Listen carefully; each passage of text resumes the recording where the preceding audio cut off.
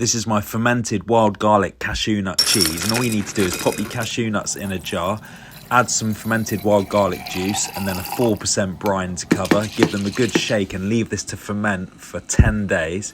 Strain them off but keep the liquid, and then you want to pop the cashew nuts into a jug, add enough of the liquid to cover, and then give them a good blend until they almost go to like a hummus consistency. You don't want to go too smooth, but this makes a great dip at this stage. Then you want to line a sieve with some muslin cloth, pop the cheese in there, weight it down and leave this to drip dry overnight. This was my wild garlic vinegar and I'm going to use the leaves to coat the cheese. So the cheese now had about 12 hours and you can see it's firmed up ever so slightly.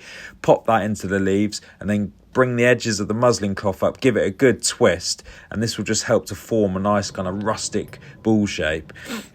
And then I'm going to dry this overnight in a dehydrator at 35 degrees. I did some cheese coated in garden herbs and some in smoked paprika as well. And you can see now the cheese is dried out, but it's still going to have that soft and kind of squishy, spreadable consistency inside.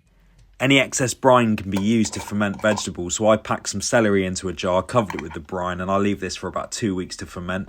You can see now the consistency of the cheese is quite soft, spreadable, creamy. That's exactly what I wanted. So get it on some toast with a sweet chutney. This was cherry, some wild garlic flowers, and eat. It is good.